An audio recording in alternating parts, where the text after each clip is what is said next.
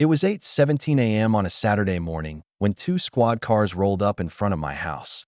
Lights off, but with the unmistakable quiet intensity that says, "We're not here to chat."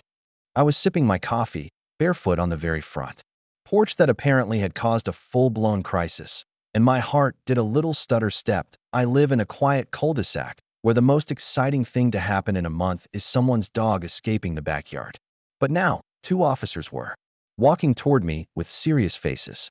I looked down at my robe, blinked twice, and wondered what in the world this could be about. "Sir, we received a call about an illegal structure on this property," one of the officers said.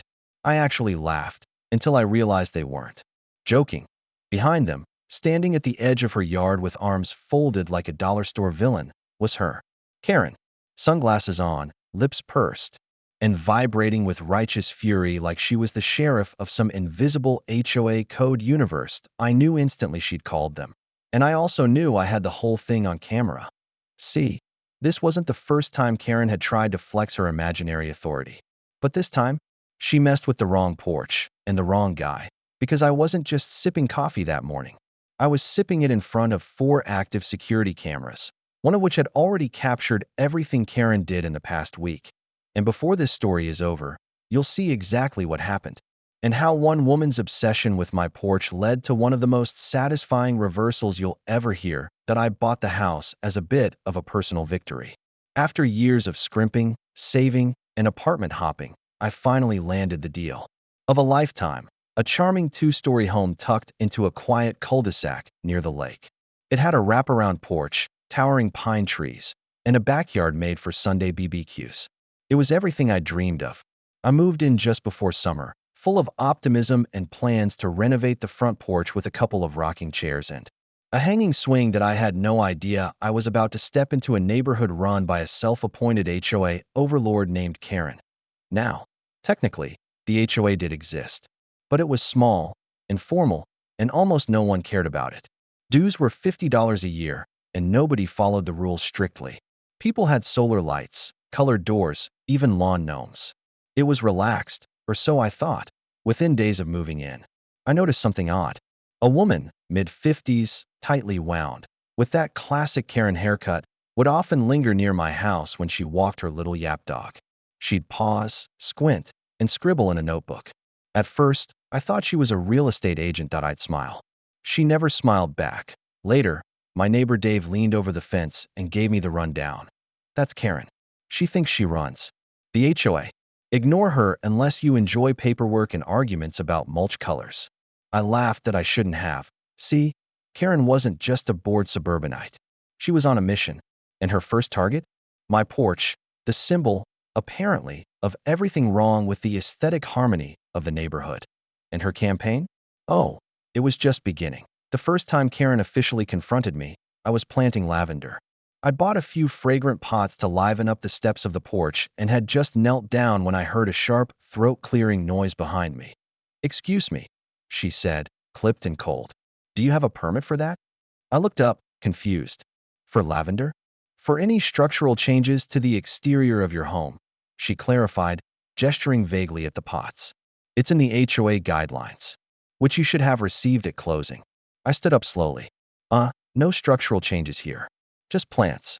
She tilted her head and looked at me like I was a toddler who'd broken a vase. "I'm just letting you know," she said, "that your porch is already on the radar. It extends 2 feet past the approved line." This was news to me. I'd bought the house as is, and the porch had been there for over a decade. "You sure about that?" I asked. "I've measured," she snapped, tapping her notebook. "And if it's not corrected, I'll be forced to report it." She didn't even live across from me. She lived down the street, 3 houses away, on the corner.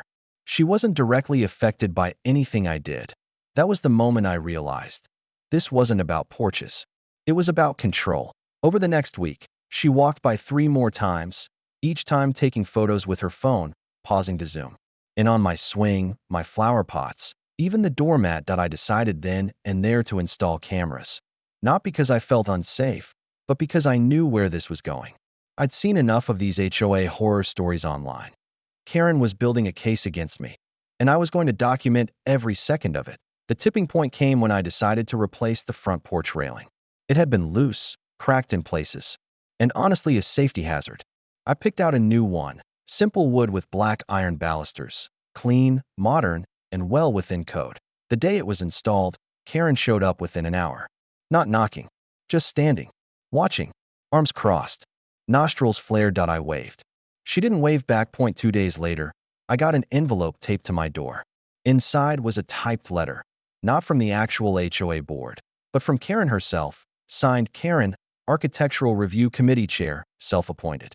The letter accused me of violating porch color coordination rules using unauthorized materials. They were standard Home Depot parts, creating visual disharmony with the neighborhood aesthetic. She gave me 10 days to remove or correct the railing or face further action. Now, mind you, no one else had matching porch styles. One house had vinyl siding. Another had a green metal roof. One guy had a literal tiki bar on his deck. But Karen's crusade wasn't about rules. It was personal. I took the letter, scanned it, and filed it in a folder I now labeled Karen BS. Then I installed a fourth camera. This one pointed directly at the street, just in case I figured she might try something petty, like damage the railing or plant fake evidence. But I didn't expect what happened next. She skipped petty. She went nuclear, and her next move involved the police. The next few days were a slow-burning hell. Karen began flooding me with letters, not official ones from any legal authority, just typed documents signed with her ridiculous self-appointed titles. Community standards, officer, vice president of compliance, beautification coordinator. Every day, I'd find another note taped to my mailbox or shoved through the door. Violation notice, second warning, final warning before penalties. They all had different fonts, watermarks, even fake seals. One had a stamp of a golden eagle, like she was running a branch of the government. I posted a few of them on my neighborhood Facebook group. The reactions were instant. Wait, she did this to us too. She tried to ban my wind chimes. She fined me for having pink flamingos in the garden. Turns out Karen had been harassing people for years. Most ignored her, but she was relentless. She built a fantasy world where she was judge, jury, and HOA enforcer. And then she crossed the final line. She sent me a certified letter, real USPS delivery this time, claiming that if I didn't remove my porch railing within 48 hours, she would escalate the matter to law enforcement for code enforcement and trespassing violations. I laughed when I read it. Until 8:17 a.m. the next morning, that's when the cops showed up. 2 uniformed officers walked up my driveway. Professional, calm, but clearly responding to something serious. I met them halfway, coffee in hand, porch in view. Morning, officers. Something wrong. They exchanged glances. One of them, Officer Reynolds, said, "We received a complaint about unauthorized construction and possible trespassing violations related to property modifications." I blinked. Wait, what? This is my porch. My house. That's what we're trying to understand, the other officer said. The complainant stated you extended your porch onto HOA-owned land. Karen. I motioned for them to follow me to the porch. Everything you see here has been part of the property since before I bought it. The only thing I replaced was the railing. I can show you receipts, emails with the inspector, whatever you need. Then I pointed to the corner of the roof. You're also on camera right now. Everything has been recorded, including the person who filed the complaint taking pictures of my house multiple times a day. The officers relaxed slightly. Do you mind if we take a quick look? Be my guest. They walked around the porch. I pulled out my phone and showed them a copy of the original home inspection, dated before my purchase. It clearly listed the porch dimensions. I also showed them security footage, including Karen pacing up and down the sidewalk, snapping photos and muttering into her phone. After 10 minutes, the officers looked mildly embarrassed. Everything seems in order. Here, Officer Reynolds said. Sorry for the inconvenience. We have to follow up when complaints are filed. I get it, I said. You're just doing your jobs. Then he added, off the record, this isn't the first time we've had a call from that address down the street. I smiled. You don't say. As they left, I looked over at Karen's house. She stood behind her bushes, watching. But this time, I didn't just wave. I pointed at the camera and smiled. After the police visit, I posted everything. The video, the letters, and a full breakdown. In the neighborhood Facebook group, IT went viral locally. People came out of the woodwork with their own Karen encounters. One neighbor said she tried to ban his kid's lemonade stand. Another said Karen once called the city over the sound of wind chimes. Within days, someone started a group called Free the Porch as a joke. They made memes, t-shirts. Someone edited her face onto a Marvel villain poster. But it wasn't just for laughs. People started speaking up at HOA meetings. Official members stepped up to clarify that Karen had zero actual authority. She wasn't on the board, had never been elected, and had no legal standing to enforce anything. Eventually, a cease and desist letter was issued to her. Not me. She was told to stop impersonating an HOA officer, forging official-looking letters, and harassing residents. Karen went quiet. Her bushes got taller. Her dog still yapped. But the power trip? Over. Now here's the kicker. What Karen didn't know was that I worked in digital security for a living.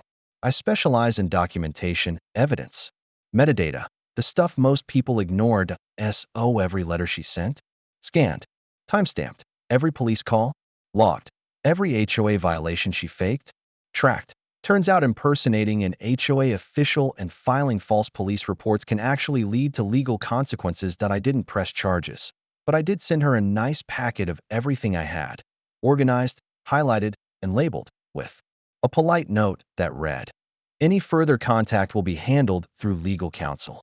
All footage has been archived. Have a pleasant day." She's never spoken to me since. In the end, Karen's obsession with control became her own undoing. All I wanted was peace and a place to drink my morning coffee. Instead, I got surveillance footage, police visits, and a neighborhood that now rallies around each other against fake authority. The lesson? Never let someone bully you with made-up rules. Know your rights. Document everything. And if you can help it, always have cameras, because you never know when your front porch might turn into a battleground, or when justice will come, quietly, with a timestamp and HD footage. Thanks for listening. And yes, I'm still sipping coffee on that porch.